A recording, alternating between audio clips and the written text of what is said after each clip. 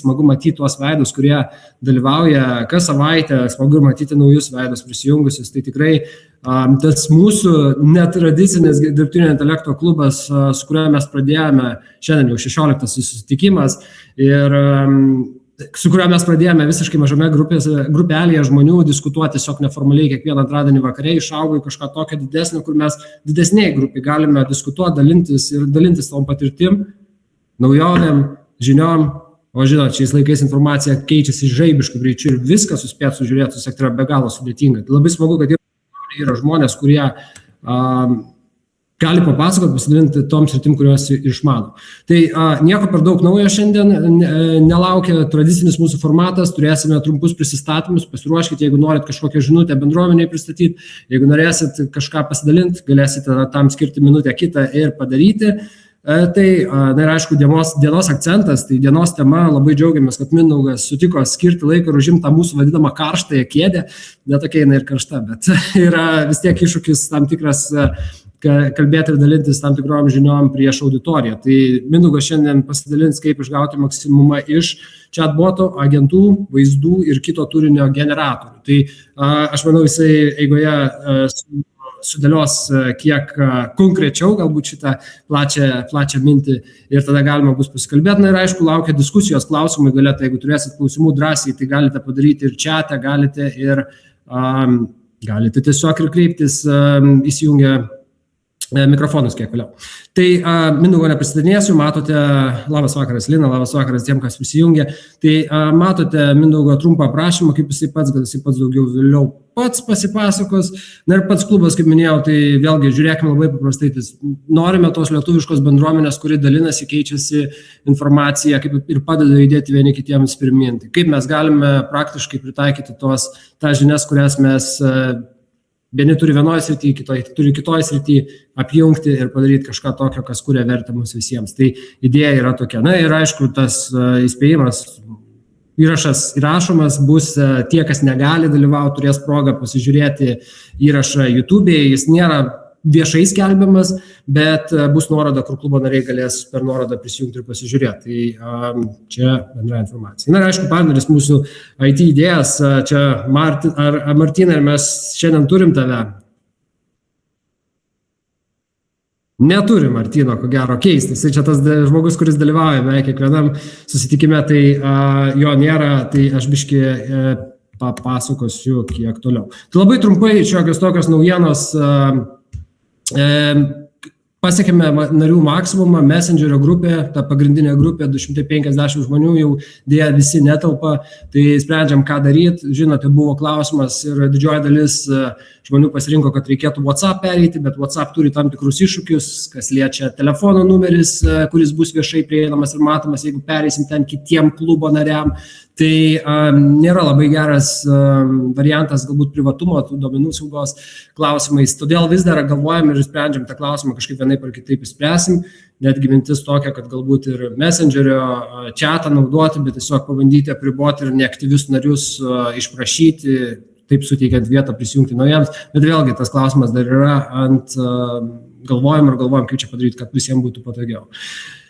AI Masters, kaip žinote, yra mūsų asociacijos partneris. Mes kaip asociacija išsikėlėm tokį ambicingą tikslą, kad vėl laiko grafikas terminas nėra dabar konkrečiai apibrėžtas, bet mes tikimės, kad bent 50% mūsų veiklos bus automatizuota. Tai mes turime išsikėlę tokį tikslą ir labai džiaugiamės, kad AI Masters kaip partneris atėjo padėti pasiekti šitą tikslą ir vienus ar kitus įrankius mes bandysime testuotis, tai nuo šios kitos savaitės turėsim tokius mini naujienlaiškius, kur vėlgi tos aktualios naujienos bus pasidalino vienokiamis ar kitokiamis, tai vėlgi nespaminsim, tikrai nėra tikslo siūsti kažkokį promo turinį per daug, bet kad žinotumėm, kas vyksta ir tą aktualią informaciją galima būtų pritaikyti tos dirbtinio intelekto sprendimus ir pabandyti pasidalinti tą informaciją, kuri aktuali.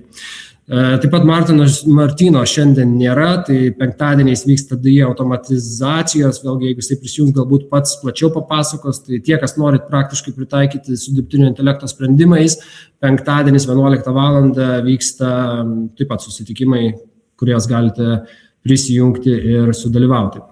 Tuoj pasižiūrime, ar mes turime laukiančių waiting listę, ne, kol kas neturime.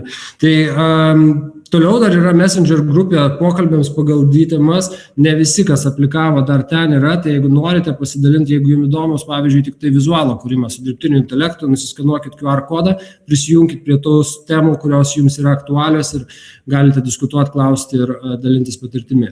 Taip pat vienas iš klubiečių prašė, kad būtų sukurtas susitikimų įrašų direktorija, tokia kaip chatas, kuriame būtų visi įrašai, tai ten irgi yra ankstesnių susitikimų įrašai, taip pat galite pasiekti per QR kodą. Na ir kitos savaitės tema, tai šiom dienom be galo vėl tikriausiai čia tos technologiniai pasikeitimai, technologiniai lūžiai, tam tikri dirbtinio intelekto pasaulyje vyksta ir šiuo metu cloud yra labai ant bangos su daugybė skirtingų pritaikymo galimybių, kurios vėlgi pakito, pats nelabai naudoja aš jo kol kas, bet planas yra panaudoti. Labai džiaugiamės, kad Nedas kitą savaitę turės progą užimti dar kartą karštąją kėdę ir pasidalinti būtent tomis naujovėmis. Ir jisai gal pats sukonkretins labiau tą temą, kurią kalbės, bet tiem, kam įdomu cloud, kitą savaitę numatome, kad būtent tema bus tokia. Taip, tai dabar tas labai džiaugiamės, ta mūsų idėja, kad reikėtų gyvus susitikimus paorganizuoti vienu ar kitu metu. Įgyvendinta, bent jau turime planą nusimatę, tai AI Mastermind džiaugiamės, kad Darius dėjo tą žingsnį ir sako, suorganizuokime kažką Vilniuje. Tai jisai kaip ir užėmė tą organizatoriaus rolę ir labai džiaugiamės, kad iš tikrųjų ta mintis ir idėja pačio susitikimo yra ne dar vienas seminaras, ne dar vienas pokalbis, ne dar viena diskusija kažkokia, nors bus ir tų elementų, bet jinai yra orientuota daugiau į tai, kad kaip praktiškai pritaikyti vieną ar kitą dirbtinio intelekto sprendimą, kaip įsiaiškinti kokio dirbtinio intelekto sprendimo ir ar iš viso jisai yra naudingas ir vertingas jūsų veikloje, jūsų vėlgi kasdieniam gyvenime. Iš dalies tas formatas būtent orientuotas į tai, kaip pritaikyti ir ar pirmiausiai įsiaiškinti, ką pritaikyti. Čia galbūt Darius daugiau papasakos, bet kovo 26 dieną, tai čia prie Vilniaus yra labai jauki vieta su, kaip Darius pats minėjo, su pirtelė, su šitą programinę veiklą, ne, tai toks kaip ir ištrūkimas šiek tiek, atitrūkimas nuo tos kasdienybės, bet kartu ir praktinis užsiėmimas, kurio metu iš tikrųjų padės atsakyti į klausimus, kaip pritaikyti tą dirbtinį intelektą jūsų kasdieniai veikloje. Tai taip pat laukia ir svečias Pavel Giliauskas. Dariau, ar tu esi prisijungęs? Ir Dariaus neturim. Ar turim Darių? Turim Darių, matau. Darius yra. Girdisi. Labas. Ar girdžiuosi? Girdim. Ok, jo, čia technika. Dariau, tavo renginukas, taip trumpai gal tu pristatyk šiek tiek dar ko. Aš galiu pasidalinti, kadangi man labai svarbu, koks pranešėjas ir kad pats asmeniškai gaučiau vertės, tai Pavelas pasidalins tokiom dviem įdomiom temom. Tai viena temų yra, kaip žmogus be automatizuoto roboto gali pradėti automatizuoti, tiesiog pajusti tą skonį ir pradėti naudotis GPT. Ten jis kažkaip įdomių terminą panaudojo ir parodė, kaip jo klientai, gavę kliento užklausimą, perleidžia per tą robotuką su taisyklėm ir tada gauna atsakymą, nukopijuoja, įkrauna į savo paštą. Tai jis parodys tokį labai elementarią sistemėlę, bet visai cool idėja, kaip apsirašyti savo laiškus ir ten su tokiu minimaliu automatizavimu. O paskui parodys grinai, kaip jis turi ir vienos asociacijos vadovų, kaip jis dokumentacija ten, pavyzdžiui, kaip sąskaitos išvažiuoja, kaip N8N veikia, kodėl jis priejo, kaip jis priejo ir turėsim gerą laiką su juo ir plus paklausinėti po to, nes jisai ir pats ir mokymus veda, kaip lektorius labai puikiai iškalbą turintis, gebantis parodyti ir jisai praktiškai pirmas žmogus, kuris parodė man kelią į apskritai dirbtinio intelekto panaudojimą, nes vis niekaip man nesusiriždavo galai. Tai jis man notebook LM parodė, tai tada tokiam irgi kaip toks mini seminariukas buvo, jis ten per 10 minučių pristatymą padarė, tai per tą 10 minučių aš jau gavau įžvalgų, kaip aš dabar naudoju, pavyzdžiui, ruošdamas video interviu. Iki tol būdavo labai daug laiko užtrukdavo, o su tais įrankiais, kuriuos jis yra įvaldęs, tai šį kartą jisai papasakos apie automatizaciją, dokumentų valdymą, laiškų automatinį išsiuntimą, Google Drive'as, Google Sheet'ai, kaip ten viskas sinchronizuojasi ir galima bus čiupti už rankos ir jį pakalbinti. O aš pats pristatinėsiu toliau, kaip tos darytis savo skaitmeninę versiją, karštos kėdėje pasėdėsi, galim bus užduoti klausimus. Ačiū. Ačiū tau, Dariau. Atsiprašau, labai svarbus momentas. Kas įsigys VIPO bilietą, tai kas savaitę skambinsimės atskirai ir bus tokia kaip mastermindo testinė grupė, tam, kad padaryti dalykus, nes išgirst fainiai, bet išėjus, o kas toliau. Tai va, kad nebūtų palikti žmonės nelikimo valiai, tam ir yra. Tai va, čia toks momentas, ko aš pats labai norėjau ir va dabar turiu galimybę ir pačiam būt toj kėdėjai ir to pačiu kitus įtraukti, nes kad dalykai vyktų, o ne šiaip, kad nes tų žinių pilna aplinkų. Būtent, tai ačiū Dariau už patikslinimą. Na ir mes šiandien sakom, davai padarykime kažką tokio klubo nariams, tai 20% nuolaida su kodu DKlubas 20. Tai jeigu įsigysite, Edvinai, mes neturėjom progos įkelt QR, galėsi gal nuorodą pasidalinti čiate, kur galima bilietus įsigyti.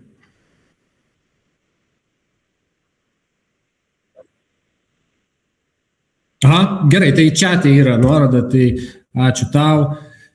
Ir viskas, naujienas baigiam, pranešimus baigiam, čia žinot, kaip sako, tas laikas dabar, kada mes kaip verslių žmonių asociacija, nepelno siekianti organizacija, organizuojam tokius renginius kartas nuo karto ir ne tik tokius, tiek ir verslo susibūrimus, tiek ir žmonėms, kurie ieško galimybių vienaip ar kitaip, kaip ir kibernetinio saugumo nuo studentų iki labai plataus rato žmonių susibūrimus. Tai kitaip tariant, vykdome tokią veiklą ir kaip nepelno siekianti organizacija, kviečiame jūs prisidėti, jeigu matote prasmę, matote tai, ką darome, skirti dalį ir esant vėlgi jau sumokėto GPM paramos, tai instrukciją galite rasti nuskanavę QR koduką.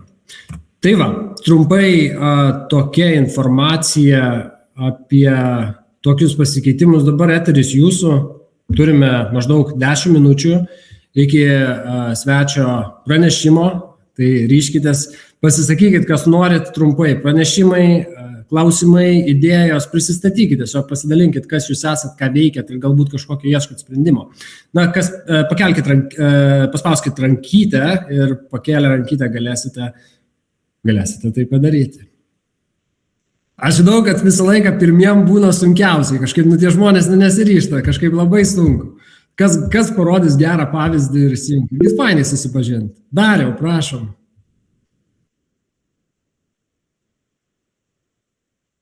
Negirdim jūsų, Dariau, mikrofonas išjungtas. Dabar geriau? Dabar kur kas geriau. Esu Darius, turiu keletą verslų, daug idėjų ir mažai laiko. Tai čia turbūt pagrindinis tikslas, kaip ir daugumos, visų šitų AI pagalbas susirasti kažkaip tai daugiau to laisvo laiko, kad galima būtų dar daugiau kažką nuveikti, nes jau taip atrodo para per trumpa. Tai nelabai čia lindau į eterį, nes nelabai ką turiu papasakot, bet šį kartą iš tikrųjų čia mane sudomino viena tokia reklamėlė, Excelis ir Cloud'e. Ir radau pagaliau kažkokią vietą, gan pakankamai tokią aiškią, pakankamai saugią, kur galiu bandyti kažką rizikuoti, eksperimentuoti ir pradėti kapstytis. Tai iš esmės galiu daugam rekomenduoti, kas nedrįsta pradėti tokių dalykų, kaip tarkim Darius ar Martinas, ar kiti, kaip sakyti, labiau patyrę vilkai, jau galima sakyti, jau, nors čia kaip ta pati šaka aplamai tokia šviežia yra. Tai Excelis su Cloud'e stebuklingai veikia. Aš ten turėjau savo nuomai, automobilių nuomos, kaip sakyti, tokį Excelio failą, kur ten nuo 19 metų vis pradžiai buvo elementari lentelė, paskui pabiškai vis ten tobulėjo, atsirado formulėlių kažkokių, tai visa kita, bet kadangi viskas buvo kraunama ant tos, kaip sakyti, neparaštos bazės, ką ir Darius turbūt puikiai žino, kad kai pradedi daryti vienai, paskui supranti, pradedi tobulinti, keisti visą kitą, tai dabar su Cloud'ės pagalba vakar ryte nusipirkau abonementą Cloud'ės, kad pasileisti Excelį. Prieš tai turėjau ChatGPT abonementą, sakiau, jį kancelinsiu, bet dar neprisirašiau.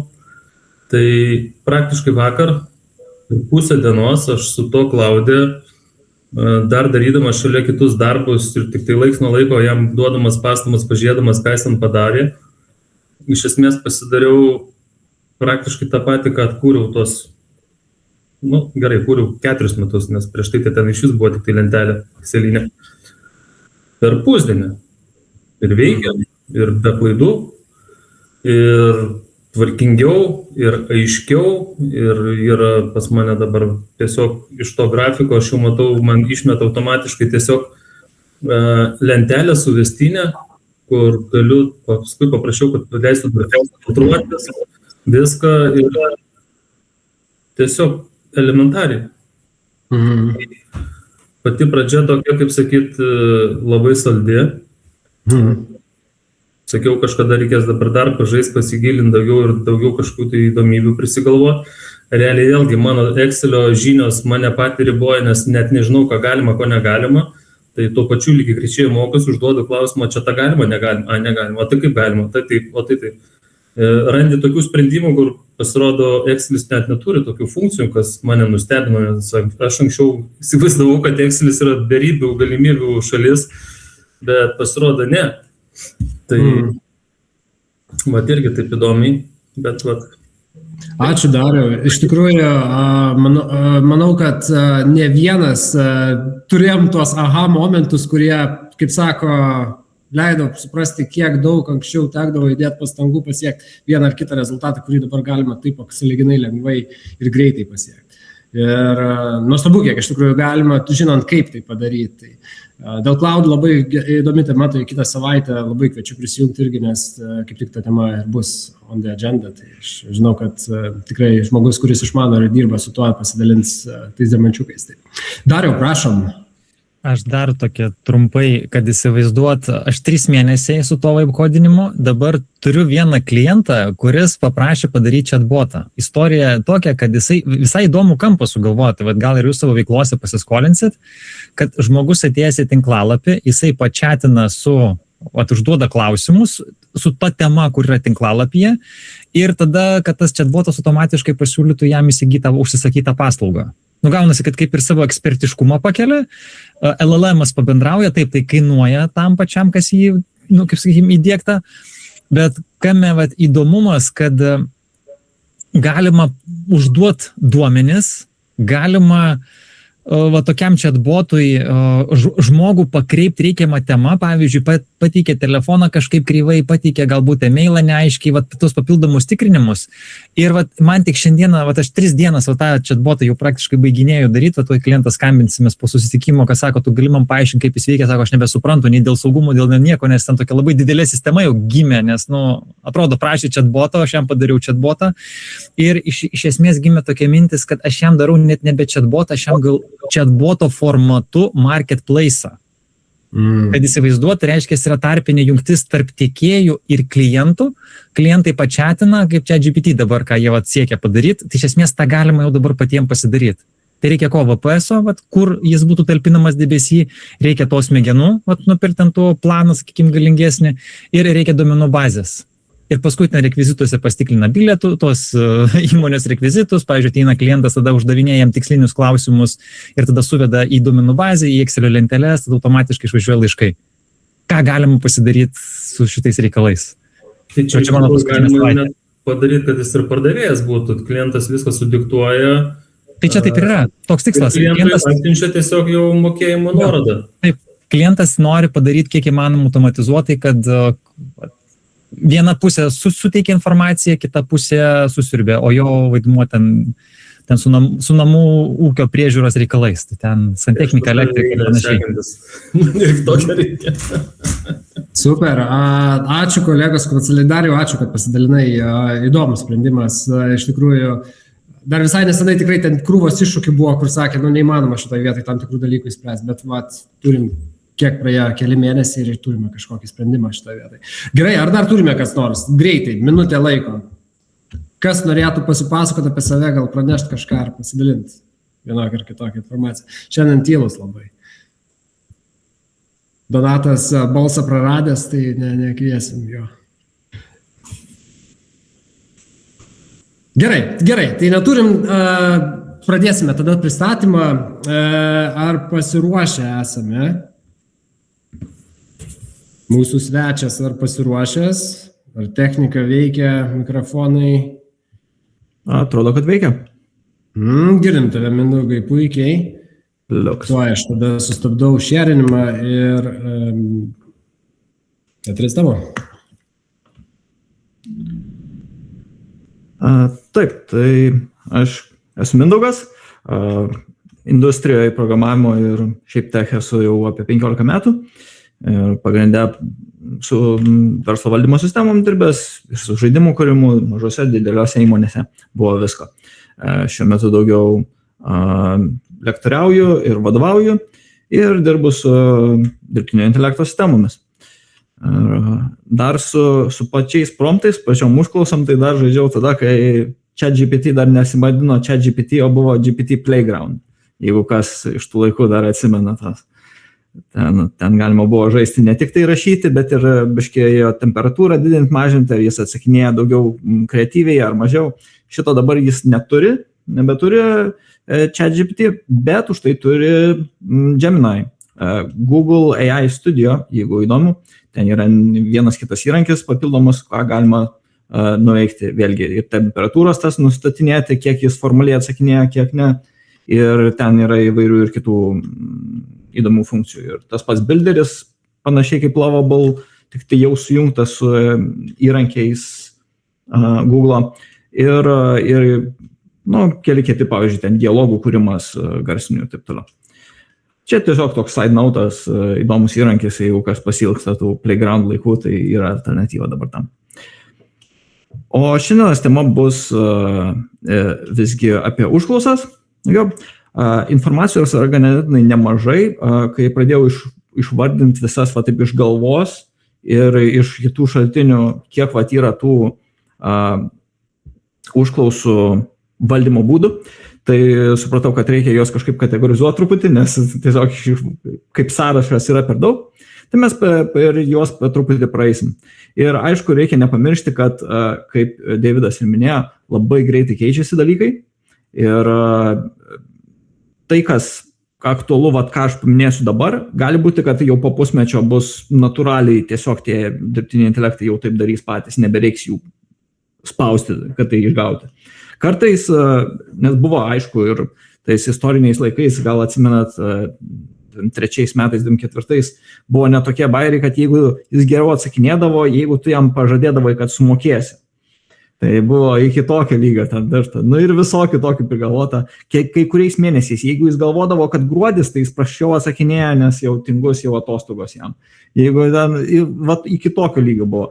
Bet šitus jie ganėtinai jau išgliaudė, ten jau nėra toks didelis skirtumas tarp jų, bet vis tiek, norint gauti tam tikrą rezultatą, gali labai priklausyti nuo to, kaip mes su juo dirbsime. Tai šitas principas vadinamas garbage in, garbage out. Jeigu jam mes duosim šlamštą, tai ir gausim atgal šlamštą. Tai kad kartais užtenka šlamšto. Jeigu reikia kažkokius greitos Google užklausas, tiesiog kažką paieškoti. Kartais užtenka greitai parašyti keliais žodžiais ir važiuojam. Bet jeigu kažkokią rimtesnę problemą sprendžiam, aišku, reikia truputį ir labiau pasistengti.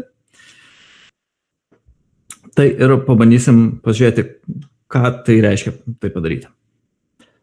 Taip, tada aš pasidalinsiu savo ekranu. Čia bus šitas. Ir pradėsim. Taigi pažiūrėsim, kaip valdomi įrankiai ir kartu šiek tiek agentai. Aš aptarinėsiu daugmaž bendrai, bet tai yra dalykai, kai kurie labiau tinka vaizdo generavimui, video generavimui, tuos dar gale truputį paliesime. Jeigu nepamiršiu, jeigu užmiršiu, tai galite visą laiką paklausti. Vienas iš, ką tik neseniai išėjo, tai 23, man rodos, dieną vasario, išėjo Antropiko, tai Cloudo, kurie vėlgi grįžtam prie Cloudo, kurie jie daro nemažai visokių, ne tik tai, kad kuria tuos modelius, bet ir įvairiai nagrinėja, kaip žmonės juos naudoja, kaip patys modeliai, ar jie gerai, prastai veikia ir taip toliau. Ir mes matome iš šito, kad ką jie padarė, tai jie pasižiūrėjo per daug pokalbių, ką žmonės kaip naudoja, kokias technikas tas naudoja. Ne? Ir čia jos tikrai nėra visos, bet jos yra kategorizuotos į kelias dalis, tai yra, ar tai būtų aprašymas, ar delegavimas, ar aiškinimasis. Tai pagrindinė matome, kad aprašyti problemas žmonės ganėtinai moka, kaip minimum iteruoti, ne? Kad ne per vieną užklausą stengiamės gauti rezultatą, o per kelias. Bet kaip matome, toliau iš karto žymiai krenta rodikliai ir žmonės rečiau žino, kaip išnaudoti šitus. Ir ypač, pavyzdžiui, patikrinti faktus, ne?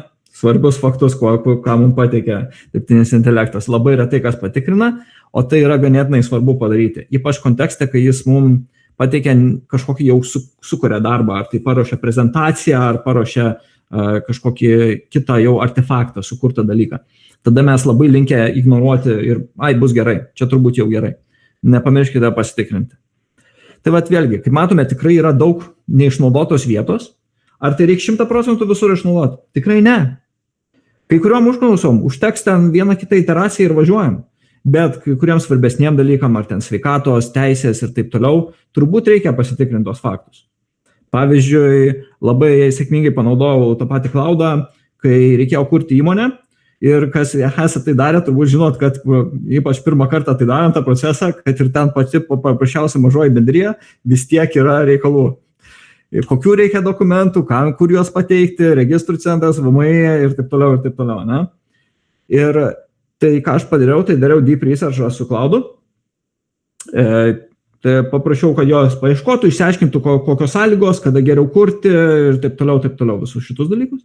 Ir šitą padarius, ar aš tai kaip priėmiau kaip faktą? Tikrai ne. Čia įmonės kūrimas jau nebejokai, ne? Ką aš padariau, tai aš pasižymėjau esminius dalykus ir aš tada jau skambinau į tą patį registrų centrą. Bet aš jau skambinau nebe kaip visiškas nulis, o turėdamas jau nemažą kontekstą ir pasitikslinau, ar man tikrai šito dokumento reikia. Taip, šito reikia. O šito, ne, šitas nebūtinas, šitas jau ten bus pridėti. Gerai. Ir va tai visus praėjom. Realiai čia įvyko tas faktų tikrinimas, ne? Tokiuose svarbesnėse sferose jis yra būtinas. Paskiau irgi labai padėjo pildant dokumentus, kai jam tiesiog įmeti screenshotą. Ten yra pasirinkimai 5, kai ten kažkokie reikia įvesti dalykus, tu net neįsivaizduoji, ką įvesti. Ten kokie būtų reasonable dalykai, tai tiesiog jam sakai, gerai, kas čia turėtų daug maž eiti, kas logiška. Ten kiek narių susitikimas per mėnesį, kiek kartų turi vykti. Nu gerai, 2 kartus, gerai. Nu. Tai jis padeda šito vietoj, bet aišku, pačiam irgi reikia galvoti. Negalima visko jam deleguoti, nes tose vietose tada mes patys neišmoksim.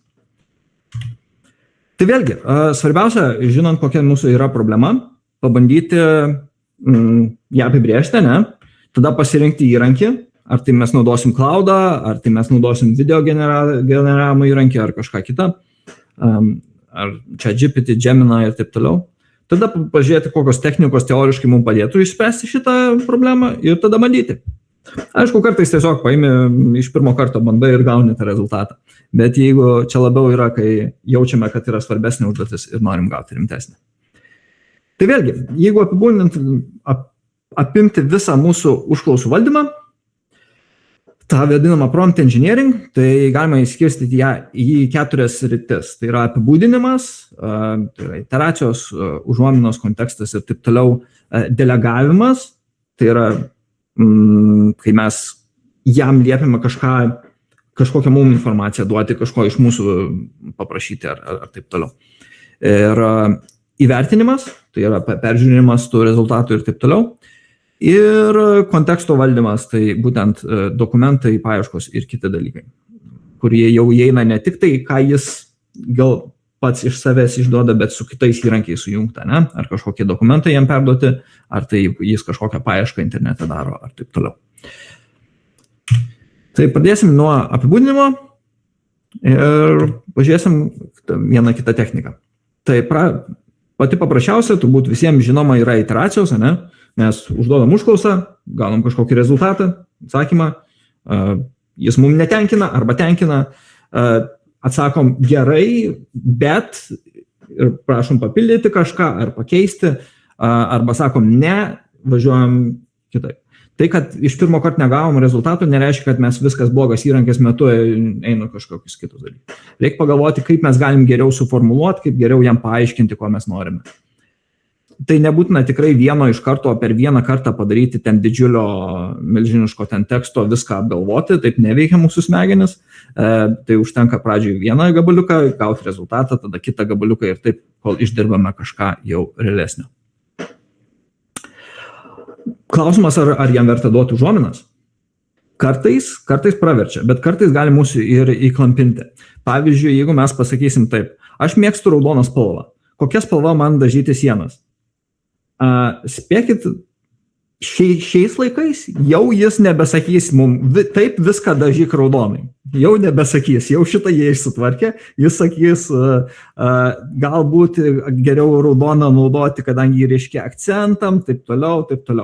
Tai nukreips mus dar. Bet čia labai akivaizdus dalykas. Subtilesniais klausimais jis gali to nepajausti ir mus visiškai nuvažiuoti nuo kelio tik dėl to, kad mes jam labai užsvarbinam tą vieną kažkokį konkretų dalyką ir per daug jų svorio užsidėjo su juo. Bet kartais praverčia, kartais ne, reikia žiūrėti pagal situaciją, ar verta. Kontekstas vėlgi, kuo daugiau jo to dažniausiai, tuo geriau. Jeigu mes galim paaiškinti ne tik tai kaip, man reikia padaryti kažkokį dalyką, o aš dirbu prie tokio projekto, noriu išspręsti tokią problemą ir bandau ją išspręsti tokiu būdu, padėk man su šitu. Tai kai mes šitą jam pateikiam, kur čia yra gale šito, tai gali būti, kad šitas sprendimas nėra pats geriausias, kurį mes sugalvojame. Pavyzdžiui, aš bandau, man reikia pakeisti lemputę, už tai aš jo klausiu, dirbtinio intelekto, kaip man sulipinti kelias kėdės vieną prie kitos, kad galėčiau ant jų lipti. Ne? Bet jis nežino, kad reikia pakeisti lemputę. Tai jis tiesiog sakys, gerai, čia gali lipneškę naudoti, gal su klijais, taip toliau. Ne? O jeigu jis žinos, kad, tu čia bandai pakeisti lemputę, o tai gal tu norėtum kopičias pasiimti tada? Turbūt paprastesnis variantas, ne? Tai kai mes duodam jam kontekstą, jis gali mums tada padėti iš kitos pusės pamatytą problemą ir galbūt kitą sprendimą pasiūlyti, apie kurį mes nepagalvojom, o kuris yra paprastesnis. Vėlgi, pavyzdžiai irgi naudingas yra dalykas. Tai jeigu mes, tarkim, yra kažkokia konkreti problema, kurią sprendžiam, ar mums reikia kažkokio konkretaus atsakymo iš jo, pavyzdžiui, mes norime, kad jis mums sukurtų eilėraštį, ne? Tai galbūt gerai būtų jam paduoti panašaus stiliaus eilėraštį, jau esamo, kokio stiliaus mes norime, kaip pavyzdį. Tai jam labai gali padėti tą patį stilių pagauti. Jeigu mes norime, kad jis rašytų taip, kaip mes, ne, mūsų tonu, galbūt mūsų brandų ir taip toliau, tai aišku naudinga būtų pateikti jam, kaip tas mūsų tonas skamba, kas yra tas mūsų tonas. Ne? Tai kelis pavyzdžius, kaip mes rašome, kaip mes komunikuojame, arba kaip mūsų brandas komunikuoja ir taip toliau. Ir tai gerokai gali jam padėti tuos išgauti artimesnį rezultatą. Na, aišku, yra ir kitie smulkesni truputį dalykai, tai formatas, pavyzdžiui, jeigu mes norim ten gauti struktūrizuotos informacijos, kurie naudojam paskiau, kaip Excelio formatu, ar to pačio PDF formatu, ar PowerPoint'o, ar JSON, tiesiog kurį paskiau naudosim kitur tos duomenis, visą tai galima jam apibūdinti ir jis šiais laikais jau dažniausiai ir laikysis to ir duos mums tai, ko reikia.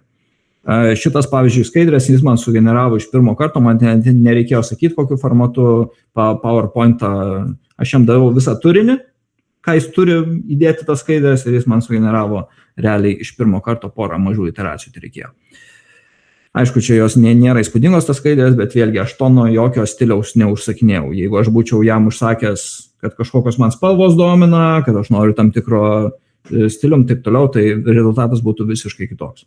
Ir čia irgi pagal problemą žiūrim. Ar man šitom skaidrėm reikėjo to stiliaus? Ne, man nelabai buvo svarbu. Štai ir nesigilinau. Jeigu jūs darot prezentaciją ten savo įmonėj, kažkur norite ten papildomą kažkokią prezentaciją įmonėj darote ir su įmonės brandingu, tai jums jau svarbu, ne? Jūs turite jau tą stilių apgalvoti. Taip pat sena gera technika rolės yra. Ji irgi jau šiais laikais nėra super efektyvi, bet vis dar kartais labai specifiniais atvejais praverčia. Tai prieš jam užduodant klausimą, jam pasakyti, kokia jo rolė. ar jis yra marketingo specialistas, ar programuotojas, ar jis yra, nežinau, pardavėjas, ne, ar dizaineris. Jis tada į klausimą atsakinės truputį kitaip struktūrizuos, formuluos, ne, nes vienas kitas iš marketingo pusės, kitas iš dizainerio pusės gali būti gerokai skirtingi atsakymai. Čia irgi tikrai ne visur naudojamas, aš jį retai ganėtinai naudoju, labai specifiniuose vietose, kur man jaučiu, kad, čia man reikia specifinio atsakymą. Ir vėlgi galima pagalvoti, kam skirtas tas rezultatas sukurtas, ne? Pavyzdžiui, ko aš nepadariau, bet galėjau padaryti, tai sakyti, kad aš čia ruošiu pranešimą dirbtinio intelekto klubui, įmesti ten vieną kitą screenshotą ir sakyti, tada man paruos skaidres su tuo tonu ir su tuo. Šitai auditorijai. Tai galbūt būtų tikslingesnis truputį. Bet vėlgi, ne visur tikrai to reikia. Čia jau mes turim žiūrėti pagal save, ne? Nes, kaip matot, tų būdų yra daug ir jeigu mes visus bandysim įgrūsti į tą patį vieną promptą, kiekvienai problemai spręsti, bandysim su patranka žvirblį nušauti, ne? Neapsimoka. Tai žiūrim, tiesiog mes turėsim įrankių tam tikrų, aš pateikiu ir tada jum patiems spręsti, kada jie naudingi, kada ne. Pereinant prie kitos dalies, prie delegavimo, kai kada mums naudinga yra truputį jį nukreipti, kad jis mums padėtų. Tai reiškia, prieš atsakymą dar mums padėtų apgalvoti problemą. Režimai įeina į tą. Jeigu esat naudoję programavimo įrankius, tokius kaip Cloud Codas ar panašiai, bet galima juos išgauti, ten yra oficialiai kalbėjimo planavimo ir dar agentinis tas režimas vadinamas, bet galima juos išgauti ir tiesiog čate. Ne? Jeigu mes tiesiog sakom, nekurk man skaidrių, o tiesiog sakom, suplanuok man skaidrės. Ne? Tai jis tada neskubės dar kurti, pirmą pateiks planą, kaip galbūt reikėtų kurti, mes pakeisime tą planą, patvirtinsim ir tik tada jau pereisime į darymo fazę. Čia yra vėlgi šitas naudingas, tas planavimo fazė labai naudinga yra, kai mes kažkokias sudėtingesnės problemas bandom spręsti su juo. Tai kad jis pirmą pateiktų planą, mes jį patvirtinam, tada važiuojam. Taip pat galima tą planavimą palikti brangiausiam, didžiausiam modeliui, pavyzdžiui, Cloud Opus 4.6, o jau darimą palikti Sonetui, kuris pigesnis, jeigu arba mažiau užima to konteksto, jeigu mums tai yra svarbu. Čia turim užimas, tai aišku, dažniausiai naudojamas, kai mums reikia tiesiog atsakymo, o ne padaryto darbo. Kas įdomiau truputį yra konsultacija. Mes turim problemą, mes turim užduotį ir mes jo pačio paprašom, kad mums padėtų apibūdinti, kad užduotų klausimus mums, ne, su tuo susijusius, su tuo užduotim. Tai pavyzdžiui, šitas labai veikia su vaizdų generavimu, ne? Tarkim, aš noriu sugeneruoti kalėdų senelį dedant į krepšį, ne? Jeigu aš tokią tiesiog užklausą įdėsiu į image generatorių, aš net neįsivaizduoju, ką man jis išspjaus, ne? Greičiausiai ten bus kalėdų senelis, bet kokiam jis kontekste, kas bus jo už jo nugaros, kur visiškai viskas bus visiškai atsitiktinėje, ne? Arba labiausiai kaip tikėtina. Už tai labai naudinga tada užduoti pirmą klausimus. Gerai, aš noriu sugeneruoti vaizdą su kalėdų seneliu, kuris deda į krepšį. Apie ką man reiktų pagalvoti? Ne? Ir tada užduok man klausimus su tuo susijusius. Tada jis galbūt užduos klausimus. Gerai, tai kokia scena yra, kokias diena, naktis, ar tai miestas, ar miškas, ar paplūdimys. Va tokius klausimus vieną kitą užduos ir mums juos atsakinėjant, natūraliai lengviau tada tą vaizdą įgauti, kokį mes norime išgauti iš jo ir jį truputį daugiau apibūdinti. Tai šitas yra labai labai galinga būtent su imidžais generuojant. Labai rekomenduoju šitą. Tai prieš imidžą generuojant tiesiog truputį išgrynint tą idėją, nes tada kokybė gerokai pasikeičia. Nes be viso to, tiesiog uždavus užklausą, gaunam tokią, labai jaučiasi, kad sugeneruota toks bland bendrinis apie nieką. Ne? O kai mes gaunam tos klausimus, sukonkretizuojam, gauname gerokai tikslesnį ir autentiškesnį darbą. Vėlgi, vienas iš mano mėgstamiausių, ką naudoju, tai yra variantai. Aš prašau, man reikia išspręsti kažkokią problemą ir aš prašau jo ne atsakymą, aš sakau, duok man kelis variantus. Ir jis man pateikė tada, gerai, variantas A galima daryti taip, variantas B galima daryti taip, variantas C galima daryti taip. Ir aš renkuosi. Aš išlieku vis dar kontrolėje, aš vis dar mąstau ir galiu nuspręsti, kuris man tinkamesnis rezultatas. Šitas ir sumažina truputį haliucinacijų kiekį, nes jis nepasimeta tarp variantų, nes vieną, kai jis duoda atsakymą, tai jam gali susimėti. O kai jis 3 iš skirtingus išdeda, tada jie konkretesni ir atskiria. Taip pat naudingas dalykas kartais paprašyti jo, kad pakritikuotų mūsų idėją. Ir kartais geriau apsimesti, kad čia ne mūsų idėja iš viso. O čia kažkas man pasiūlė šitą, ar čia gera idėja. Nes jeigu jūs sakysit, aš sugalvojau šitą, ar čia gera idėja, tai spėkit, ką jis mums sakys. Puikiai idėja, važiuojam. O jeigu mes sakom, ne, čia kažkas kitas sugalvoja, ar čia jie gerai sugalvoja, mums reikia vertinti. Tada jis jau gerokai atsargiau šitoje vietoje žiūrės ir jau kritiškiau. Tai šitas gali būti labai naudingas, jeigu jau įtarėt, kad mums reikia iš tikrųjų gauti teisingą atsakymą, ar čia gerai ar ne, o ne tiesiog patvirtinimą, ką jis mėgsta daryti. Vėlgi, sprendžia jie šitą problemą, bet tikrai ne 100% dar išspręsta. Na ir tada visą turi, apsiginklavus visų šitų, mes galime naudoti užklausas, kad sukurti užklausas. Mes apibūdinam jam problemą, duodam jam kontekstą,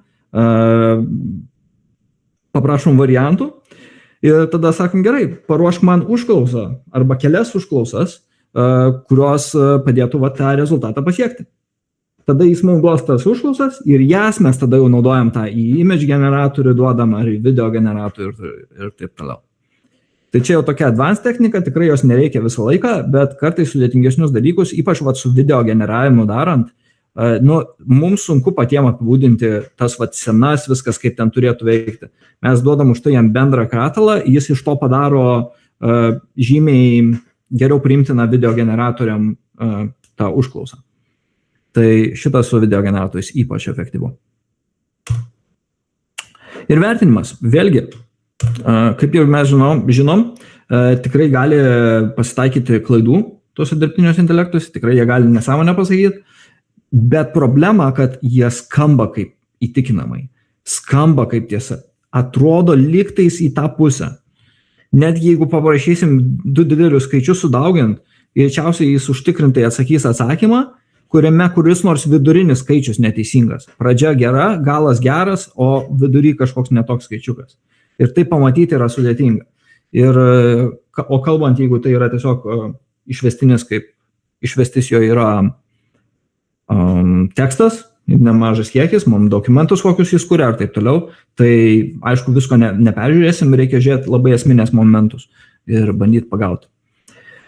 Taip pat yra dar užstrigimas. Jeigu mes matom, kad jis iš 3 kartų nepadarė to, ko mes norėjom, gali jausmas būti, kad dar biški aš jį pakankinsiu, dar biški paniurkysiu ir jau duos. Bet jeigu jau matom, kad jis taip stringa, turim pajausti čia tokia jau išgauti nuojautą, kad jau jaučiam, kad jis čia ratais eina ir nieks nevyksta. Ne? Tai tada mums reikia jau pergalvoti gerai, kaip šito suformuoluoti iš kitos pusės, kaip galbūt naują chatą atsidaryti ir kitaip pateikti kontekstą ir taip toliau. Ir jo pagauti tą vietą, kad neprasidėtume 2 valandas ir vis dar neturim rezultato. Yra tai buvę. Labai gaila buvo tų valandų, nes bandai su dirbtiniu intelektu jas sutaupyti, o paskui sužiūri, kad jos ten nuėjo kažkur į dugną. Tai šitą vietą labai reikia pajausti irgi. Ir vėlgi, kalbant, atsiminkit lietuviškai su juo, bus niuansų truputį. Kokybė dažniausiai galbūt nepasijaus skirtumą, dažniausiai bus gera, bet yra tam tikrų sričių, kuriuose galbūt jis matęs mažiau lietuviško teksto, kuris gali staiga pradėti gerokai prasčiau reaguoti ir atsakinėti. Tai kartais geriau su juo angliškai komunikuoti ir tada, jeigu mums reikia galutinio rezultato lietuviško, kad jis paskiau tą galutinę anglišką paverstų į lietuvišką. Šitą jis ganėtinai gerai daro. Na ir aišku, yra konteksto valdymas, tai čia šitą, aišku, galėtų būti visa atskira paskaita tam skirta, bet, pavyzdžiui, dokumentų valdymas, čia buvo minėtas Google Notebook LM'as, Darius, man rodos, minėjo, ne?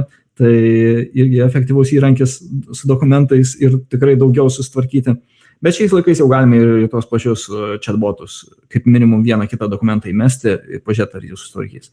Jeigu tai bus 500 puslapių dokumentas, jau reiktų specializuoto įrankio, nes tie bendriniai nelabai gerai su to susitvarkys. Gali būti, kad po pusmečio šitas jau bus netiesa mano teiginys. Vėlgi, jei kartais naudinga paprašyti jo, kad darytų paiešką, o nebandytų atspėti, ne? Koks buvo ten krepšinio rungtynių rezultatas prieš 2 mėnesius, ne? Jis gali bandyti atspėti iš savo training datos, bet gal paprašykim jo, kad tiesiog paiešką padarytų. Ir tada mes būsim, kaip minimum, duos mum linką ir mes būsim užtikrintesni, kad čia iš tikrųjų paremta tiesa, o ne jis daugmaž susvajojo tai. Tada vėlgi, kalbant apie kontekstą, galime jį, kaip turbūt žinote, prijungti prie įvairių įrankių jau šiais laikais, ne, kad jis darytų ne tik tai paiešką ar dokumentus, bet ir įvairius Slacką, Telegramą ar e-mailą mūsų ir taip toliau integruoti. Bet reikia turėti omeny, kad tai gerokai suvalgo kontekstą. Tai reiškia, kad tai, kiek jis vienu metu į galvą įsideda savo informacijos, ne? Ir tie įrankiai nemažai jo suvalgo ir gali būti, kad jis paskiau pradės, kaip ir tas įrankis gerai suveikė, gerą informaciją darė, bet paskiau jau pradeda grybauti tas botas. Tai galbūt reikia tą informaciją išsikelti į naują chatą ir jau tą pasiimti iš to įrankio ir tada su nauju chatu jau bandyti gliaudyti. Nes jam tiesiog neužteko kontekstų, jis prisidėjo visus tos kolus, aprašymus tų įrankių ir taip toliau, ir jam jau tai užėmė didelę dalį. Ir vėlgi, filtravimas to pačio konteksto. Dažniausiai, aišku, mes to nedarysim manualiai, yra specialūs įrankiai, kurie tai padeda daryti, taip pat su išvalymu, kurie padeda kartais ne tik tai išvalyti kontekstą kaip naujas chatas, o suspausti kontekstą. Šitą galima daryti ir su chatų įrankiais, tiesiog paprašant jo. Matom, kad jau pradėjo grybauti, kad jau didelis kontekstas, galim jam sakyti, gerai, padaryk man santrauką šito pokalbio, kitam pokalbiui. Paimti tą santrauką, įsimesti į kitą pokalbį, važiuojant toliau. Bet čia jau aišku dideliem šitiem. Tai vėlgi, čia buvo daug informacijos, bet tikiuosi, turbūt jau kai kurios dalykus žinojate šitų, bet tikiuosi vienas kitas buvo papildomas naudingas ir kažką iš to pasiimsite ir kažkada darant vieną kitą klausėlę rašant pravers. Taip, Dariau. Norėjau paklausti, aš pas save instrukcijose esu paprašęs jo, kad jis mano visas užklaustas verstų į anglų kalbą, susirastų informaciją ir paskui pateiktų lietuvių kalbą. Tai iš tikrųjų veikia kažkiek, ar čia tiesiog mano pačio iliuzija kažkokia? Reiktų pažiūrėti į jo šitus... Ten tai vis laiką angliškai rašo. Jo, reiktų pasižiūrėti, pavyzdžiui... Ką jis daro? Jeigu aš čia, kažkur čia turėjau tą cloudą atsidaręs, tarkim čia, aš jo paprašiau angliškai ir matom, kad jo va čia va tekstai, ką jis galvoja daryti, yra viskas angliškai. Ne? Tai tu, bet jeigu duodi jam užduoti, kur yra keli žingsniai, pažiūrėk, ar jis tuos va tarpinius žingsnius angliškai atrašo. Tai jie angliškai. Jo, tada veikia. Tada tiek veikia jam. Ja.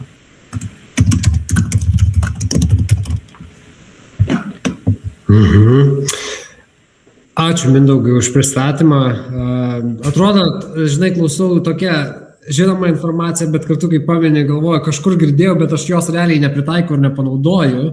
Ir čia tas variantas, kai reikia vėl prisiminti, kad tą efektyvesnį rezultatą įtraukti.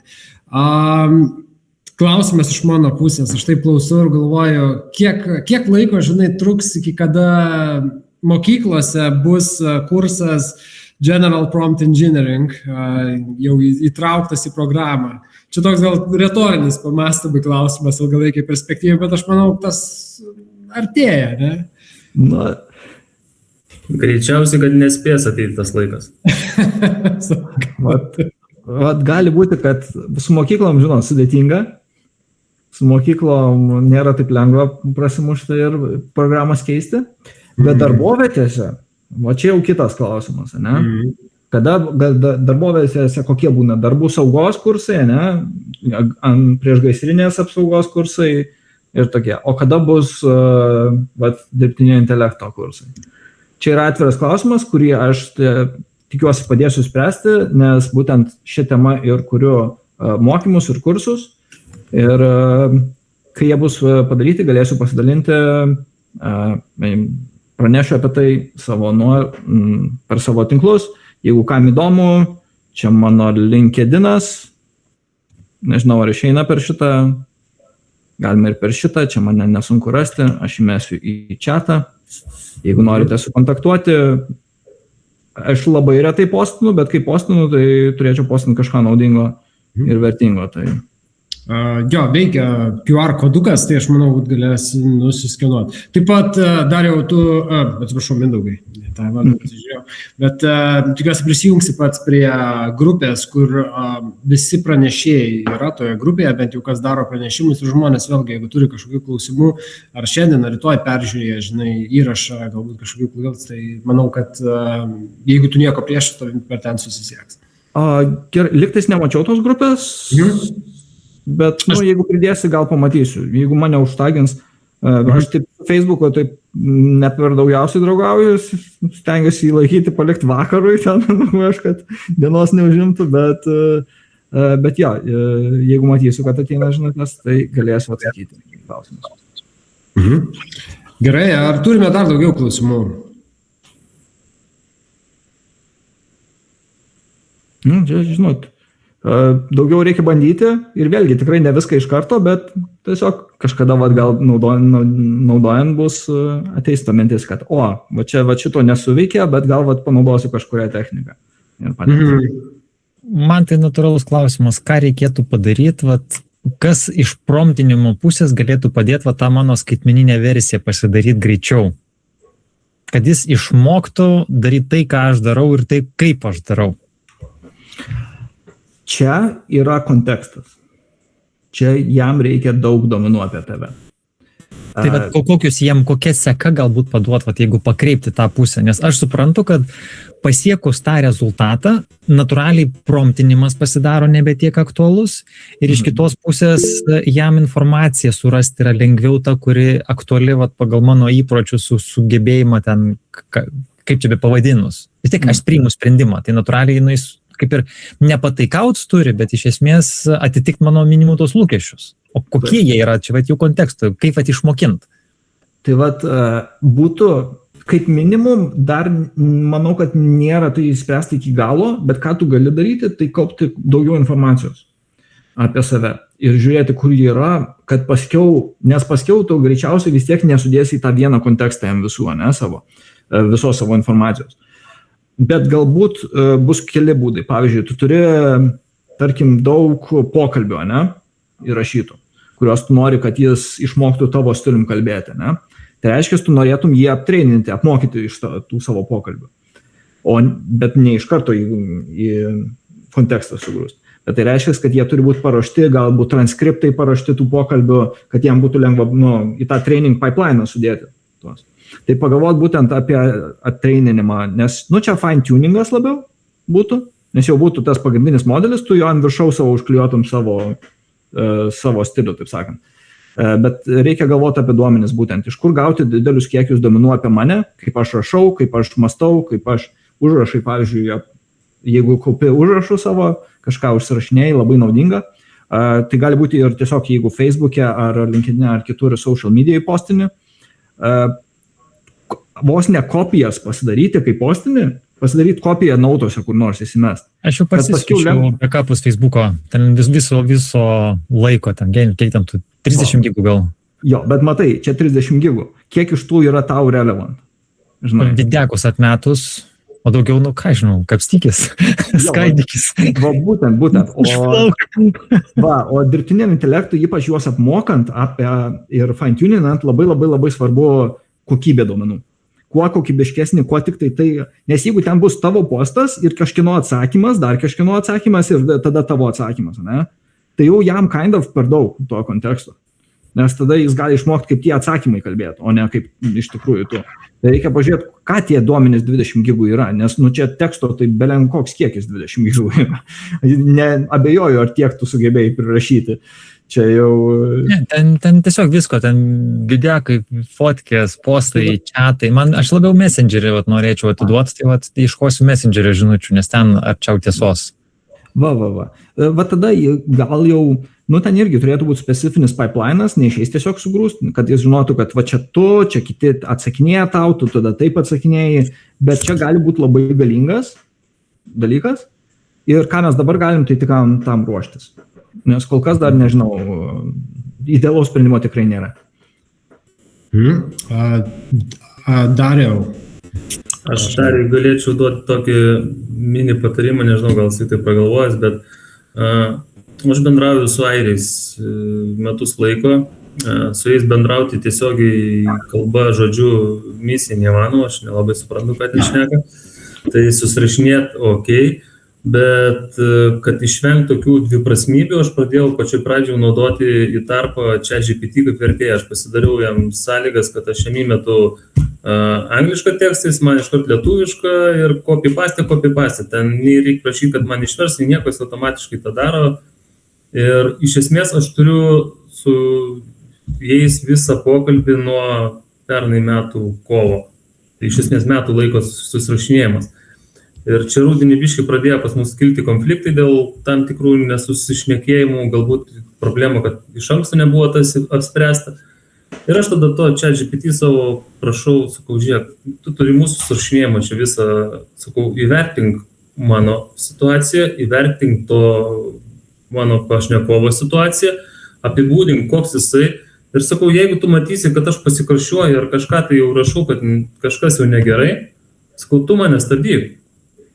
Ir ką jūs galvojat, po 2 savaičių, aš jau net pamiršau, kad ten buvau ten tą parašęs. Mes vėl su tuo airiu ten pradėjom ginčytis ir man jau tiek užknyso, jau parašiau tiesiai šviesiai, užknyso, nenori dirbti, nereikia, abiem pusėm turi būti kažkaip bendradarbiavimas naudingas. Ir ten išdėliau visus punktus, kas, kodėl, kaip, ką, kur, kaip. Ir man čia GPT rašo, stop, taip neversiu. Aš jam įmečiau, kad išverstų man tiesiog tekstą. Be jokių komentarų, be nieko. O jisai mane paėmė ir sustabdė, nes atsiminė, kad prieš 2 savaitės aš jam buvau sakęs, kad tu mane stabdyk, jeigu už tai padarysi. Geras šitas. Ir jisai pasakė, čia karo paskelbimas. Davai geriau parašom iš tavo šito teksto, ta. Viskas. Pažiūrėjau, paskaičiau. Galvoju, tikrai blogiau nebus. Copy-paste jo tą pasiūlymą, įmečiau ir iš esmės viskas kaip ir baigėsi ramiai. Bet tuo metu man tai buvo užknysę, nes tuo metu kaip tik atostogas dar buvo ir galvoju, blemba, aš jau savo atostogas gadinu, su tam šneku kiekvieną dieną. Na, aš užknysai. Bet šitas labai įdomus, kai aš tavo paminėjai, nes tie LLM-ai moka deeskaluoti, tos pačius žodžius kitaip pasakyti ir jau, žinai, žmogus priema nebe taip pavyzdžiui. Jo, bet ką aš norėjau pasakyti, man prieš tai pasakė apie tą tipažą, koks jis yra. Iš tikrųjų, aš taip įsivaizdavau ir jis sudėliojo gana gerą portretą to žmogaus. Ir jisai pasakė, kurios vietos jam patinka iš manęs, kurios vietos jam nepatinka ir taip toliau. Ir tai va, tarkim, Darius, kadangi turi tų robotukų armiją, iš esmės galėtų sugalvoti, kaip bendrauti su kažkuo per robotuką. Ta prasme, kaip ir copy-paste, žinai, tu rašai, tarkim, kad ir man rašai per tą Messengerį, bet tu parašai robotukai, kad parašytų man, žinai. Tada gaunasi, jie kiekvieną tavo pokalbį gauna ir geria tą informaciją. Ir tu gali netgi po to pokalbio pabaigoje jam tiesiog pasakyti, žiūrėk, šito pokalbio atsiminko šitos kelis dalykus, kurie yra apie mane, o kitas yra balalaika. Tarkim. Tokia viena iš idėjų, sakyčiau. Artūrai, prašom. Jo, aš irgi tą pačią temą norėjau tik pasiūlyti, šiaip cloud skillai gali padėti šitoje vietoj labai, nes, iš esmės, jeigu tu nori rinkti informaciją tą visą, skillą gali padaryti taip, kad jisai, pavyzdžiui, tu turi daug informacijos, iš pradžių ją išskirstytum, tarkim, ten, jeigu Q&A, ten kažkokius klausimus, atsakymus, ir paskui, jeigu tu nori, kad jis tavo vaibą perteiktų, tu pasakai, paprašai jo padaryk skillą pagal tavo maždaug, manierą, šnekėjimą ar panašiai. Tai jau tu turi maždaug tą manierą, jeigu tu paskui nori, kad jau realiai pagal tave atsakinėtų, tai jaučiu, neapsisuksi kitaip, kai daryti kažkokią kaip semantinę paiešką, tai čia jau vektorizacija būtų ir jaučiu, čia ir striksi. Kišu aš dabar viską į duomenų bazės, ten skaito mano laiškus. Šiaip yra daug. Iš esmės, kaip ir MCP sako, visi labai daug konteksto suvalgo, pradeda haliunkas daryti. Yra variantas, tos, kaip dabar vadino, netgi tas MCP with you, kad skriptais maždaug irgi paduodi duomenis, bet tu duodi, kad jisai leistų kodą vietoj to, kad jisai skaitytų daug tekstų. Tai jisai, iš tikrųjų dabar jis netgi pradėjo taip daryti, kai atsirado tas plan modas, tai jisai paleidžia atskirą agentą, kuris pavalgo kontekstą ir paskui grąžina į pagrindinį window. Tai panašiai į tai ir pradėjo daryti, bent jau cloudas. Tai aš subagentus kuriuosi tam tikslui. Skirtingom funkcijom, neskilsas, bet subagentas. Tai iš esmės, kur subagentas... Subagentai dabar jau eina į antrą jo planą, nes jie automatizuojasi po truputį. Ir esmė, kad tu vien chatindamas, tu paleidi ten kartais jų 3. Ir paskui jisai grįžta į pagrindinį kontekstą. Tai jo, prieš pusę metų tai buvo viskas subagentai, bet dabar, kadangi jie automatizuojasi, tai vėl keičiasi taisyklės ir vėl biškai kitaip. Aš nesakau, kad jie neveikia, bet jie veikia jau šiek tiek kitaip. Tai dabar ant bangos realiai per skillsus važiuoti, nes ten realiai tu gali pasakyti, kad ten pasileis deleguok 3 agentus, pakurk ant kiekvieno po vieną skillsą ir sugrąžink mane pagrindinį kontekstą ir išspręsk ten kažką. Tarkim. Aš dabar viską per skillso prizmę darau, nes jinai kol kas ant bangos, bet pažiūrėsim, kas bus po 2 savaičių. Jo, ir yra niuansų, kur yra kur skillsai efektyviau, bet yra kur yra agentai. Ypač jeigu orkestruoti, reikia paraleliai daryti dalykus, ten vis tiek nori. Bet aišku, jie remiasi skillsais. Tai realiai susijusios sistemos. Tiesiog susipildė vieną papildomą sistemą. Gedai, mačiau ranką kelią, norėjai kažką dar paklausti. Ne, nieko, tiesiog šiaip pareplikuoti norėjau prieš tai, bet jau pamiršau apie ką. Ne, gal Dariui, kad taip nori surinkti visus duomenis apie save, tai reikia tą realybę šou, žinai, su kamera vaikščioti ir viską rinkti. Koks tikslas? Matai, koks tikslas? Tai tikslas greičiausiai iš vis palaukti šiek tiek dar metus, ketus ir atsiras daugiau konteksto dydis ir viso to, ką jūs dabar galvojat, gal net nebereiks. Tiesiog sakysi, ir yra. Man labai patiko su viena psichologė kalbantis, ten tokiam verslo klube susipažinom ir sako, mes kiekvienas turim savo nematomą zoną, kaip mašinos veidrodėlį ir aš jos to žodžius taip įsiminiau, kad mes kiekvienas turim ir aš jų turiu ir aš natūraliai dėl to savo nematomų zonų negaliu priimti galbūt tų pačių galimybių, kuris yra panosim, nes ten įpročiai visi kiti stereotipai. Tai aš darau prielaidą, kad galbūt mašina padės man pamatyti to, ko aš nematau. Čia tai yra praktiškai tik dėl to. O tokia žinota būtų labai nice. Kaip ir Darius minėjo, kaip abu Dariai jau minėjo, kaip būtent, kad perfiltruoja, pamato, ko tu pats nematai, kai esi per daug įsijautęs, galbūt tau sako, hei, palauk, ar tikrai čia reikia tiek emocijų šitam dalyką. Dar neįspręsta problema, bet gal jau šitais metais kažkas bus arti to. Aš pats galvoju prie to truputį padirbėti, bet jeigu kažką padarysiu įdomaus, tikrai pasidalinsiu. Nes kitais metais sučiupuos visus ir užteks pagalvoti ir jau už mus pasakys. Dar gal ne kitais metais, bet artėja tas laikas. Ji dabar paleido jau dirbtinės smegenis, mačiau čia ant dienų. Neuroninės, jau dabar jos ten žaidžia dūmą ar kažką tokio. Tai. O jo, ten crazy kažką.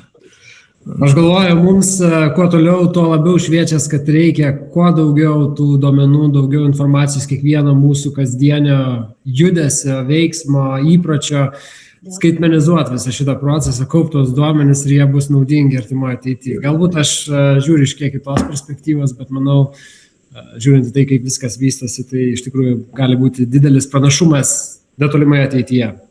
Ir ne tik kiekis duomenų, bet ir jų kokybė.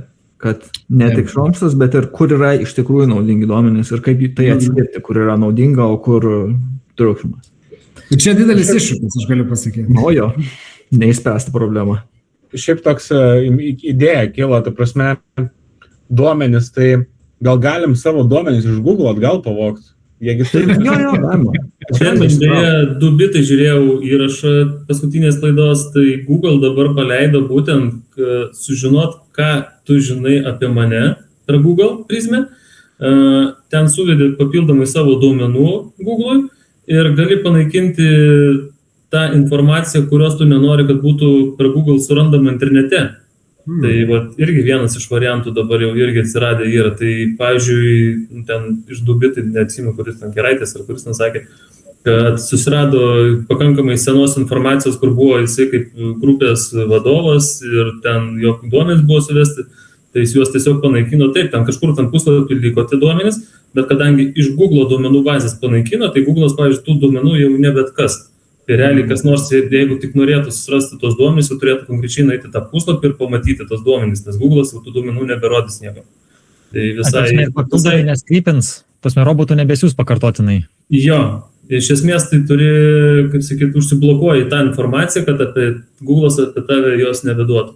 Tai čia galima visiems tą laiko prasifiltruoti, pasižiūrėti, pasidaryti, gal kas nors ant pykčio, kokį nors nesąmonę padaręs, kai ten kur nors skelbimą įdėjęs, kad tave prostitutė su tavo telefono numeriu. Tai galima iš tikrųjų tokius dalykus susitvarkyti. Pradžiai pateikė Google visą informaciją apie save, tada jis prasičekina, prasiieško ir parodo tau, ką randa ir tu ten susitvarkai. Smagu, kad diskusija užsivedė, labai fainai pakalbėti, padiskutuoti. Galėsim pratęsti kitą savaitę ketvirtadienį Vilniui. Tai kolegos, ruošimės, prisijungiam, važiuojam, sudalyvaujam, pirteliai, galėsime pratęsti diskusiją. Visai neblogai. Tai smagu buvo jūs pamatyti, pakalbėti. Ačiū Mindaugai už įdomią temą. Četuką pakursim, pakviesiu aš Mindaugą, jeigu turėsit klausimų, tikrai drąsiai kreipkitės, klauskite, o mes palaikome ryšį ir kitos savaitę, antradienį, 7 val. Vakare susitiksime vėl. Įrašas taip pat bus paskelbtas, tai jeigu norėsit kažką dar pasižiūrėti, aš tikiu rytoj, kad mes turėsime tą. Tai ačiū Jums, grįžaus vakarą. Noriu penktadienį su Martinu dar susitikti, galim automatizaciją. Teisingai, 11 val. Ryte. Tai Martino šiandien nebuvo, aš net nepasiruošiau nuorodos, į kur nukreipti, bet pasiekit čatą, ten pasidalins tikrai. Linkiu klestėti, ačiū. Gerą vakarą.